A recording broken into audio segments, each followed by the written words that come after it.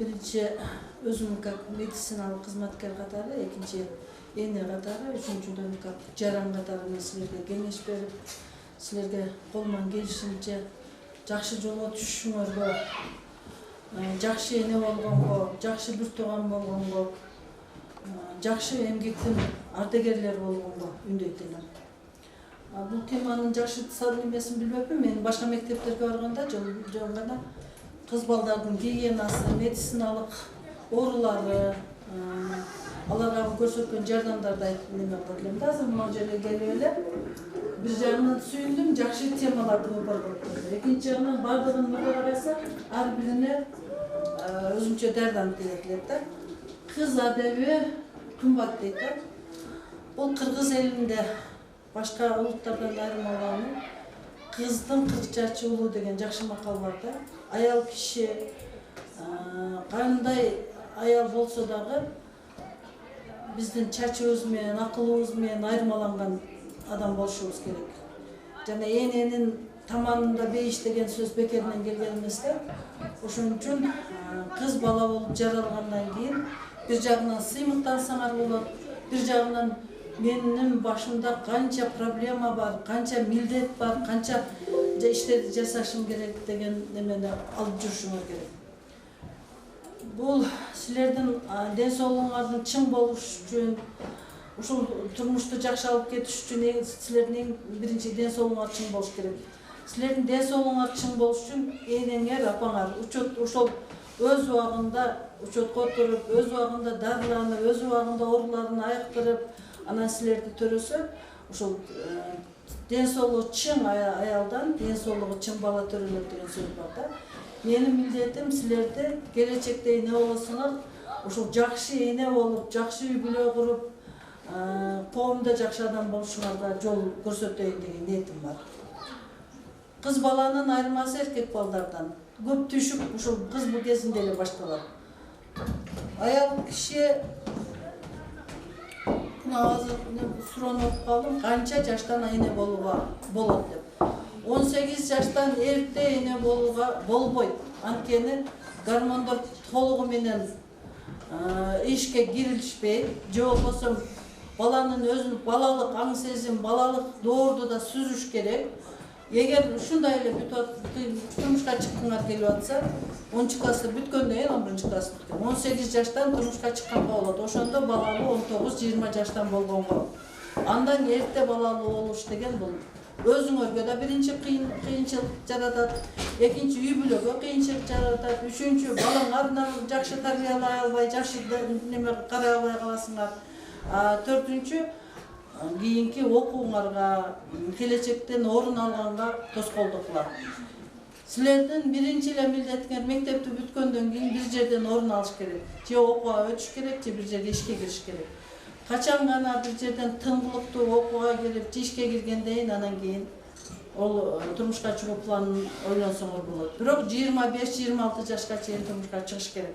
Андан кийин дагы кыйынчылыктар болот. 29-28 жаштан уже төрөгөн аялдарды поздное первая жашы же жашы өтүп кетип төрөлгөн энелерди бул дагы группа риска кирет.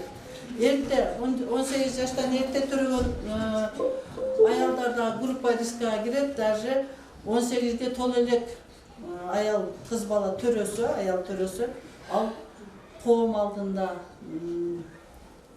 жооп берет. Даже онун статьясы бар.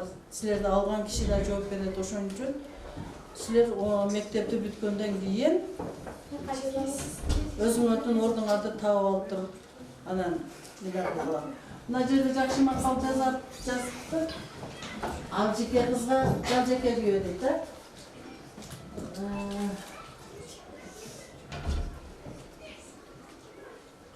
Кыз болсо энесин коркутат дейт. Бул деген макалдын жакшы жагы да бар, бул макалга ээ болгон адамдын жаман жагын көрсөтүп турат да. Эгер жеңил ойлуулук кылып, мектептен баштап сүйлөшөм десеңер, мектептен баштап сүйүп калдым десеңер, сүйгүлө, жакшы көргүлө бири-бириңерди, бирок чеги менен болуш керек. Эч качан жыныстык катнашты жасабагыла. Кыздардан, айрыкча кыргыздарда ушул неме калдыган бурдадан күйөөгө тийип, күйөөнүн үйүнө баргычакты кошулуп койсоң, жыныстык катнашка барсаң, сени жөн эле аябай жакшы көрөм, төбөмө көтөрөм деген дагы эркек бир күн айтат. Сен мынанткенсиң деп. Сен мынткенде эле болгонсуң деп. Ошол намызды, ошол сөздү өзүңөргө душман кылбас үчүн энеңердин кайын журтуңардын үйүнө баргандан кийин анан кошулуп, ошондон кийин жыныстык катнашпаган эң жакшы. Азыр биздин 8 класстын окуучусу Айбарчын, журналисттик клубдун мүчөсү. Силерге атайын суроолорду даярдап келген. Биринчи окуучулардан баштайбыз. Саламатсыздарбы? Суроолор. Кыздар, силер өзүңөрдү жогорку 40 түйүнү аткарып жүрөм деп ойлойсуңарбы? Жок. Толук эмес. Кийинки суроо. Кыз балага тиешелүү эң негизги сапаттар кайсылар деп ойлойсуңар? Тазалык. Ата-энесинен наразы болуу. Өздүк гигиенасын сактоо деп Дагы. Жогоруда көрсөтүлгөндөй ошол тыюуларды сактап, кыздарды кымбат белгилей жакшы. Эң негизги сапаттар бар экен да, саналган. Ошолордон эркекке тиешелүү негизги сапат, анан кызга тиешелүү негизги сапаттар бар. Кыздарга кайсы сапат тиешелүү деп ойлойсуңар? Уяттуулук, Азаматтар. тазалык, Булар деп беришти. ыйбалуулук дегенде эмнени түшүнөсүз? Уяттуулук эркектүү. Ыйбалуулук, уяттуулук. Ийкемдүүлүк, уяттуулук деп түшүнөсүңөр. Кыз бала менен эркек баланын ортосунда достук болушу мүмкүнбү? болсо деле бар.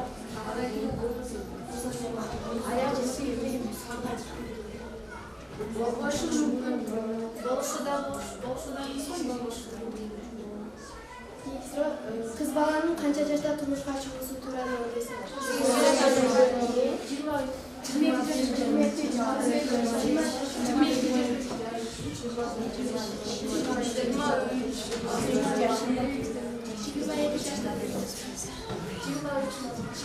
жаштан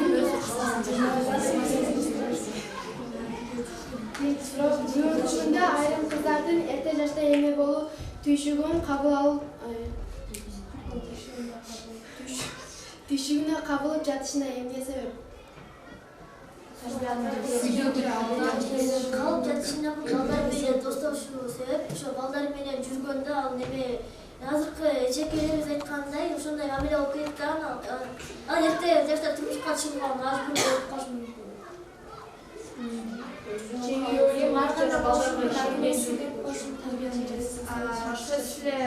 Улардан болушу мүмкүн, бирок үй бүлөдөн тарбиядан да башталышы мүмкүн да. Эгер ата-эне кандай тарбия берсе, кыздарга ошондой тарбия берет. Менин оюмча апам деле айтат да, кыз менен ата-эненин жакындыгы көбүнчө эркин сүйлөшпөгөндүгү болот. Мисалы азыр эрте кыздар эч ким менен сүйлөшпөй жүрүп, даже мисалы балдарга да өтө катуу тыюу коюп койсок, балдар менен баарлашууну да билбей калат экенбиз да. Балдар менен баарлашууну билбей кийин ошо турмушка жакындап калганда, күйөөгө тие турган кезде сүйлөшүп алганда алардын сөздөрү өтө эле жагымдуу болуп, көрсө сүйүүдөн ушинтип турбайт деп мындай тез жеңүүнү калтырып, ошону жаман ишке барып калат. Кийинки суроолор гинеколог врачтарга. Кыздардын денесинде жетилүүгө байланышкан өзгөрүүлөр анын психикасына кандай таасир тийгизет? Подростковый период деп коет бизде. Подростковый период 14 жаштан баштап 13-14-15 жашка ошо. Ушул мезгилде өзүн токтоно албайт. Бирдеме оюн тез аткарып, ошол аткара албай калса, эмнеге аткара албайм деп нервничать, переживать этет.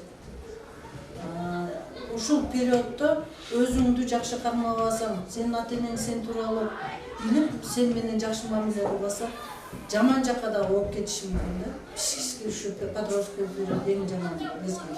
Ошон үчүн силер ата-эне болгондо, силерди ата-энеңер түшүнбөй атса, силер ата-эне болгондо байкалып.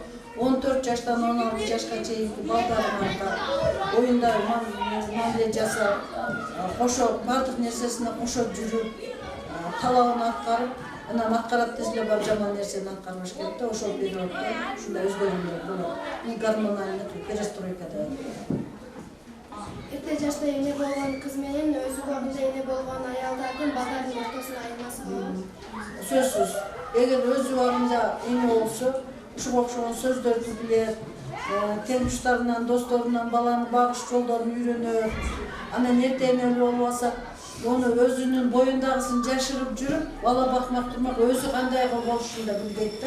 Akmer telefondan 40 içi joldoşumen koşulaş gerek ekeni. Jolbosam 40 içi kın organlarından kan, je su gelip ayım uşunday bolup turarım.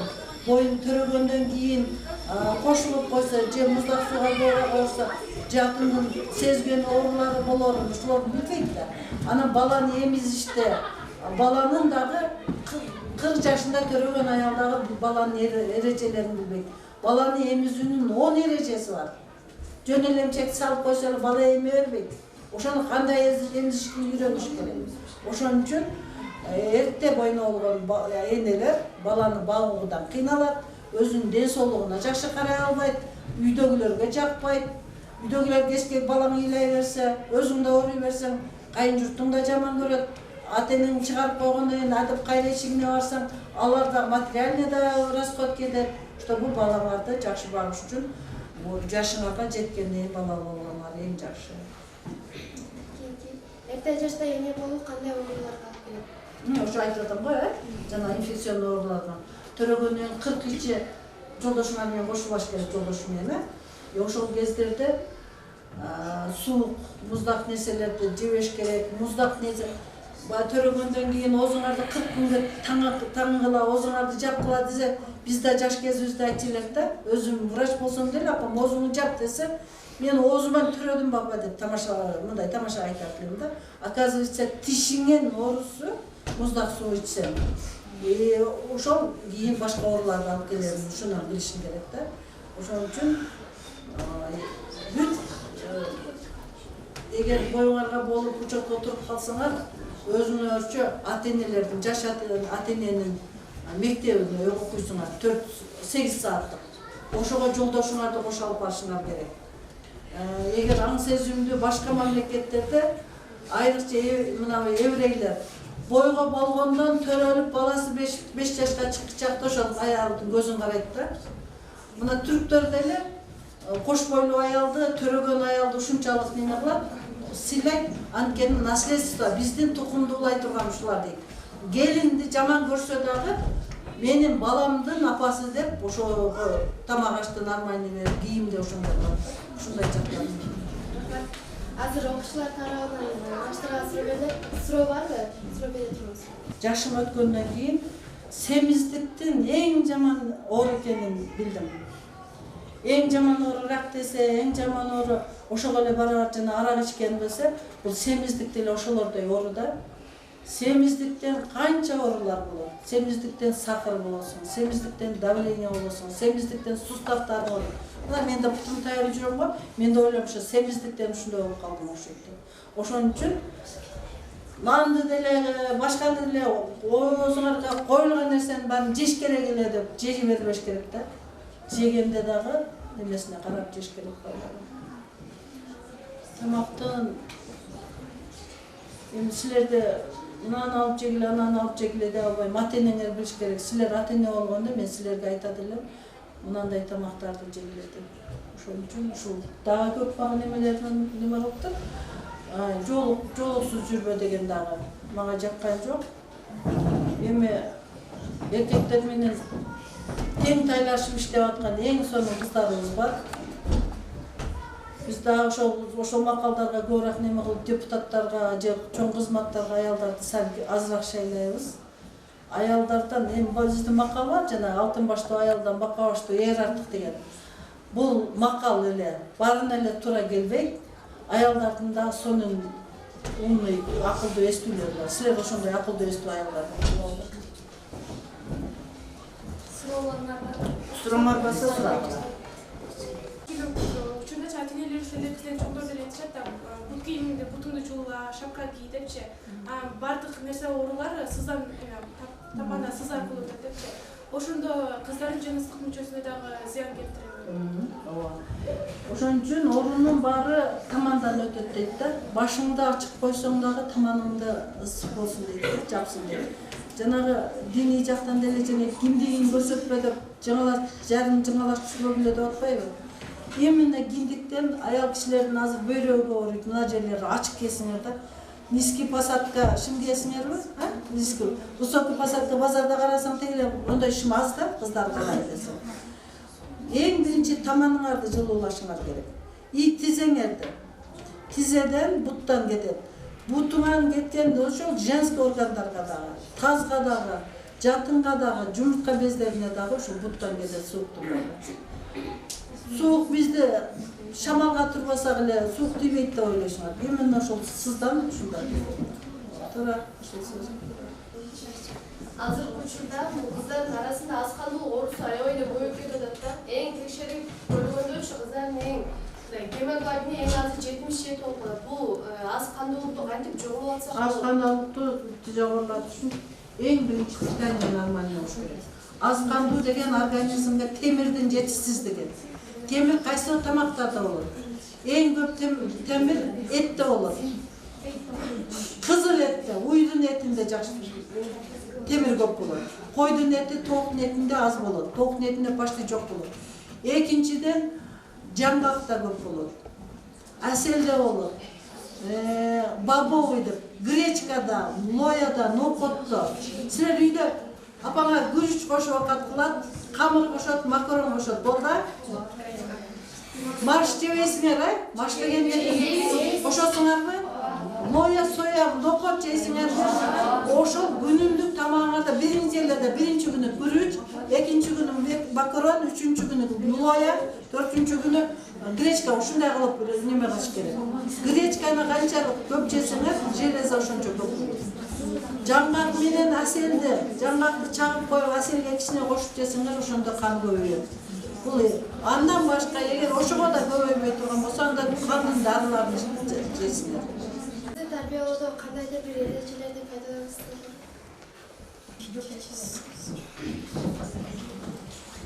Erежени сөз колдонобуз. Эртең менен туруп эле сабакка жөнөйт да. Эртең менен туруп беттен жооп, тамактанып, кийинип ошол эреже кирет. Сабактан баргандан кийин эле шашып мен курсагым ачты деп да тамакка отурбайт, колун жууп отуруш керек алда эреже. Чечиниш керек алда эреже, чечинтип таштап койбойт кийимди, анда ийет алда эреже. Чачын тарап жүрүш да эреже. Кыскасы кыз балдарга өзүн карап жүрүш баардыгы эреже болуп эсептелет да. Эрежени айтам, сөз эрежелер ушуга келет. Колуңду жуу, бетиңди жуу, чачыңды тара, туура тамактан, эртең менен ачка келбе, тамактанып кел. Эртең менен ачка келип туруп, анан түштө барып отуруп зыктойбу алба. Алда ооруга алып келет деп. Эрежени сөз айтам, эреже колдонот.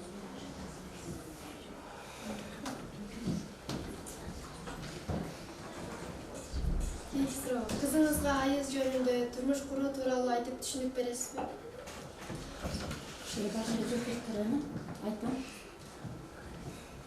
Айыз келгенде сөзсүз азыркы гинеколог врачыбыз айткандай эле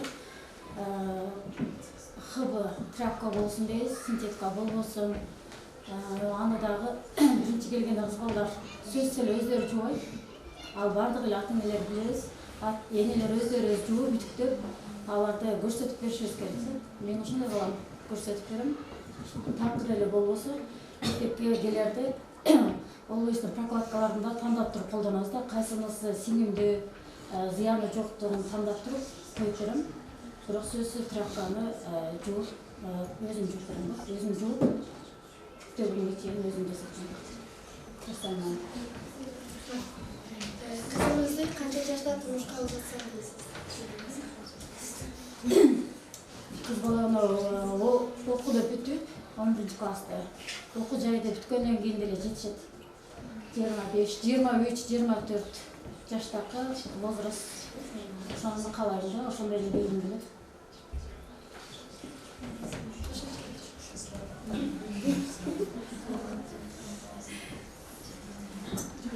Ар бир эле качан ушу кызы турмушка даяр болгондо, турмушка узатсам дейт. Жана айтып өткөндөй, бизде 18 жашта сынында бала болот да, анан көпчү нерсени түшүнбөйт. Окууну бүтүп турмушка чыкса, жогорку окуу жайына бир кесипке ээ болуп, турмушка чыкса, өзүнүн балдарына дагы карамдуу болуш үчүн 22 жаштан ары кызын ойлонуп 22-сиден кийин турмушка чыккан кыз кишиге туура деп ойлойм. Суроо сиз үчүн кызыңыздын тайманбастыгы маанилүүбү же именчиликтигиби? Именчиликтиги, имендүү болсун, ыймандуу болсун. Азыр ошого да кошумчалап кетем. Мына демократия деп кээде ушундай тайманбастык деле керек болуп кетет экен. Керек мезгилинде тайманбас анан айтам да же дагы бир кезе келген айта алам да дебестен ошо керектүү мезгилде тайманбай айтканга да аракет кылыш керек да, сүйлөш керек. Кезек күтүп отура бербей айтыш керек. Тайманбастык да керек болот бирок. Эң немеси биринчиси ыймандуу болуштун, анан тайманбастыгы кийинки кезекке коелу. Кийинки суроо сиздердин убагыңыздагы кыздар менен азыркы убактагы кыздардын айырмасын айтып көрсөңүздөр. Айырмасы бар. Мен өзүм алайла мектепте окугам. Оң тарап менен басып, кайра кирип келатканда оң тарап менен келебиз да. Азыр оңдой эмес. Кызы деле, баласы деле сүзүп, мындай чогуу эле өтө беребиз да. Анан ошону эле айта берем, мен кайсы мектепке барсам эле ошону айта берем. Ошол басып, ушул эрежени эле сактап алганда сүзүп эле өтүп кете беришет да, анан эле оозуң баардыгына жап болот, эч нерсе деле сүйлөй албайсың.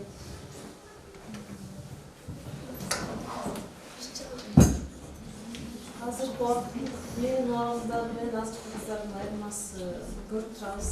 Баягы биз батышты турап кетип атпайбызбы? Көбүнчө эле батышты турап көргөн видеолордун баары батышты кандай.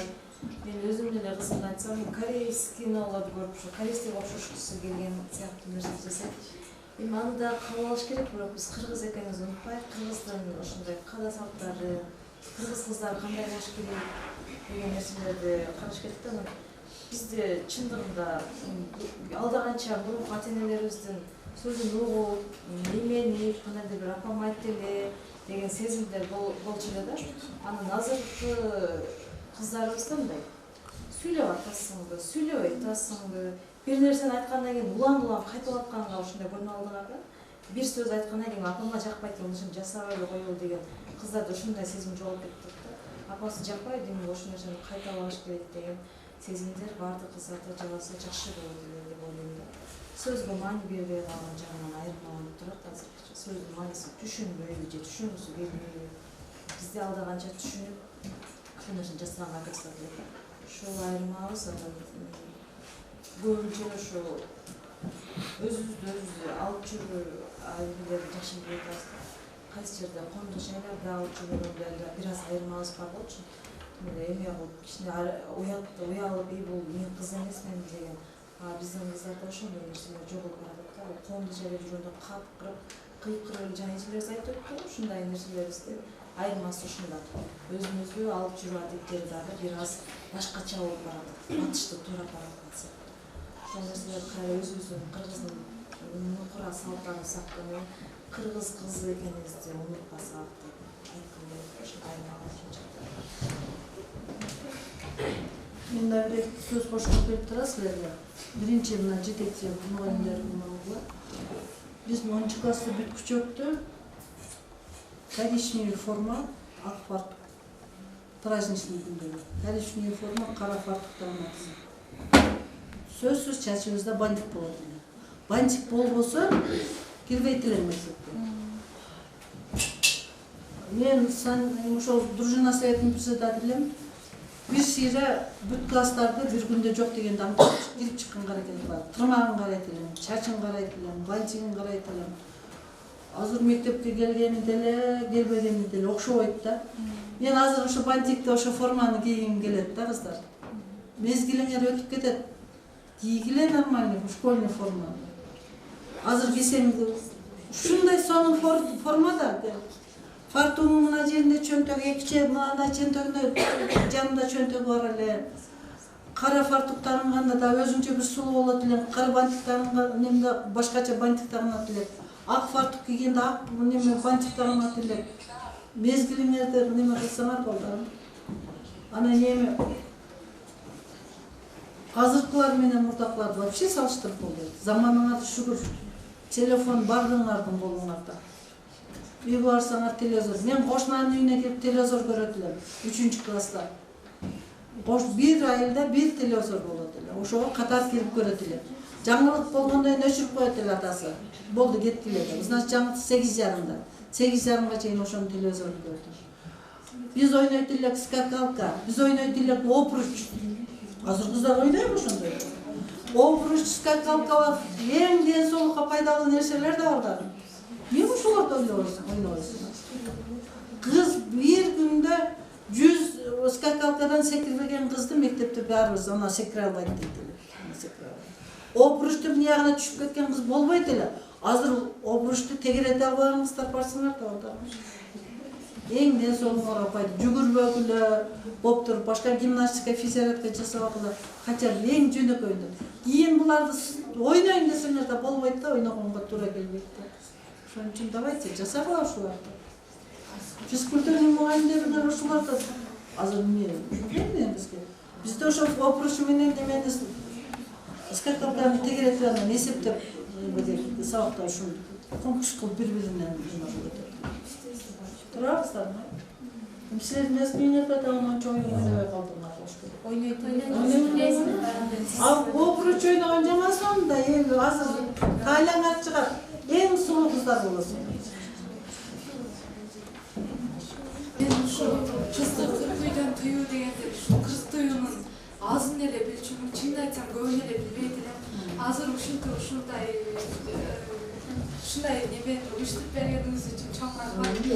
Ушундай жакшы маалыматтарды алып көбүн эле билбейт экенмин да азыр ойлоп көрсөм. Сизге чоң рахмат, ушунун баарын үйрөнүп алдым деп ойлойм. Рахмат.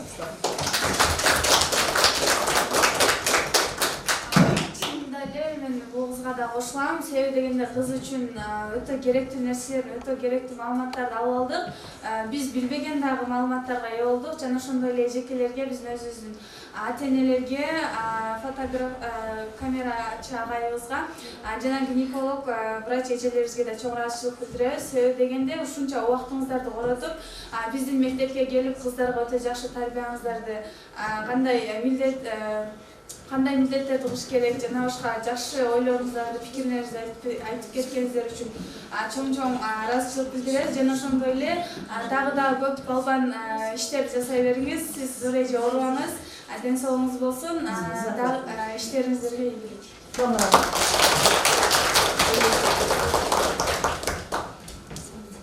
Болду, эжекелер рахмат. Мындан кийин эгер дагы ушундай оюңарда турган болсо, мына апалардан бир-экөөнү айтыш керек да, мен оюмча. Жана школага чакырганда мен үйдө ким козыр дейм да, келиндергечи боюндар аялдар.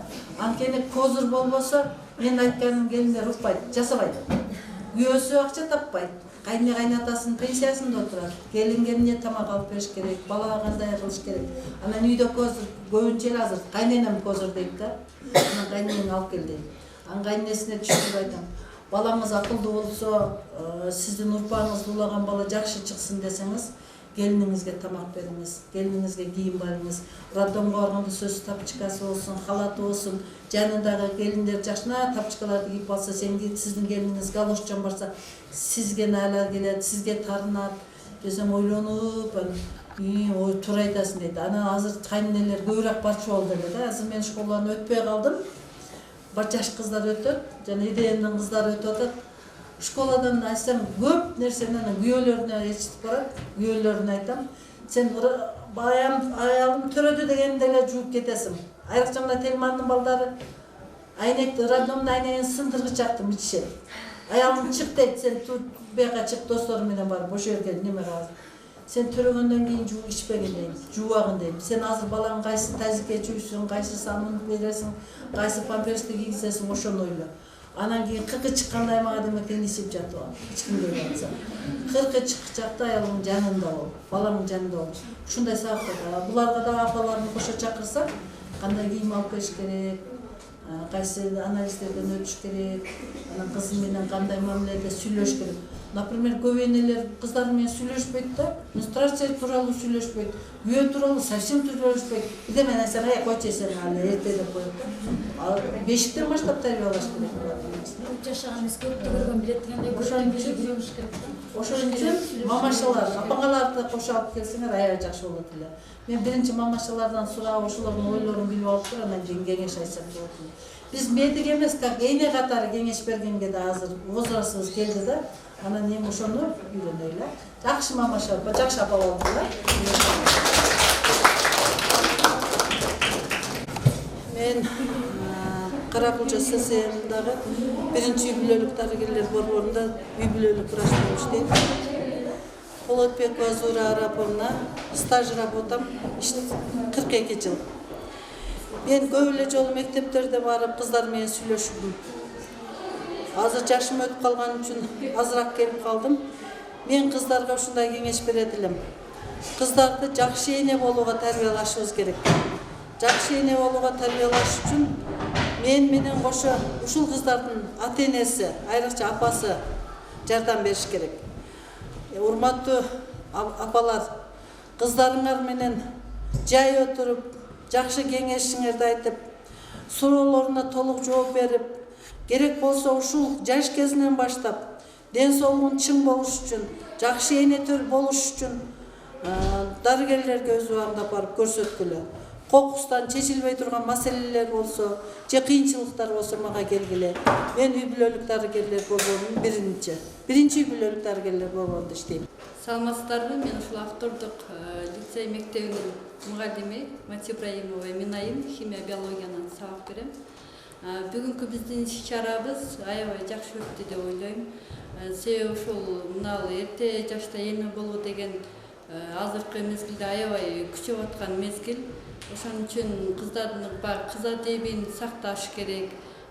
Кантип азыркы мезгилде туура жүрүш керек. Ушунун баардыгын бүгүн ушул гинеколог, эжекелерден, врачтардан үйрөнүп алышты. Кантип кыз адеби кымбат деген нерсени кыздар азыр угуп тарбия алышты деп ойлойм да. Кыздар мисалы азыр кирсең саламдашкандын ордуна кайра түртүгө түшөт. Ушул мезгилден баштап кийин келин болгондо кандай тарбия алыш керек, тура калып келин издегендин ордуна мындай жол бербей сүзөт кеткен мезгилдер болот да. Ошон үчүн ушул мезгилден тарбия алып жакшы жолго түшсө деген ниетте жакшы иш-чара өттү деп ойлойм. Бүгүнкү иш-чара өтө жакшы өттү менин оюмча. Көптөгөн аябай жакшы маалыматтарды ала алдым. Өтө пайдалуу болду деп ойлойм мен үчүн. Анан бул менен башка кыздарга да өтө жакшы таасирин тийгизди деп ойлойм. Ушул тоолук столду уюштурган Чыныбыл эжекеге чоң рахматымды билгизем. Ошондой эле медицина жаатынан келген эжелерибизге дагы чоң рахматыбызды айтам. Ата-энелердин сөздөрү дагы аябай жакшы таасирин тийгизди. Мен көп өзүмө жакшы маалыматтарды ала алдым. Мен дагы ушул доосумдун айтканына кошулам. Жана да көптөн биз билбеген мисал үчүн биз кыз кандай гана жүрүш керек, адеби кандай, жана дагы кызга 40 көйдөн тыюу деген нерселерди биз билбейт элек. Көбүн азыр билип калдык. Бардык эчелерге рахмат айтабыз. Жана дагы ушул теориялык столдо айткан эчкелерибизге дагы катышып берген окуучуларга жана гинекология чеккилерге да рахмат айтабыз.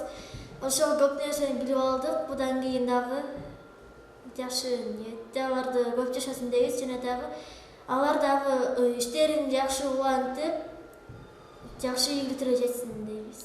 Ушундай иш-чаралар мектепте дагы көп болуп турсун. Саламатсыздарбы? Мен Каракулча районундагы Оразали Сайылкановдун автордук гимназия мектебинин директордун тарбия жана уюштуруу иштери боюнча орун басары болуп иштейм. Азимбаева Чыныбыл. Биздин мектепте бул мен кыргыз тилчи катары Жалын деген журналисттик клуб уюштуруп келе жатам көп жылдардан бери. Ал окуучуларыбыздын атайын Ачык айкын деген ток-шоусу бар. Бүгүн ошол Ачык айкын ток-шоусунун кыз адеби кымбат деген темасында тегерек стол өткөрдүк. Бул тегерек столдо гинеколог, врачтар, ата-энелер келип катышып өздөрүнүн маалымат пикирлерин, кеңештерин окуучу кыздарыбызга айтып өтүштү. Иш-чара боюнча айтсам, жакшы өзүнүн деңгээлинде өттү деп ойлойм. Бул иш-чарада кээ бир энелер айтпаган маалыматтар кыздарга берилип, кыздарга болгон кырк тыюу жөнүндө айтылып, алар боюнча талкуулар жүргүзүлдү. Негизи бардык окуучуларыбыз өздөрүнө жакшы маалыматтарды алып алды деп ойлойбуз. Эч кимге айта албаган сырларын, өздөрү билбей жүргөн кээ бир суроолоруна жооп алышты. Ушул бүгүнкү биздин иш-чарага келип убактыларын бөлүп катышып берген гинеколог врачтарга, энелерибизге жана биздин окуучу кыздарыбызга ыраазычылык билдирем. Ушундай иш-чаралар мындан ары дагы көп болуп турмакчы.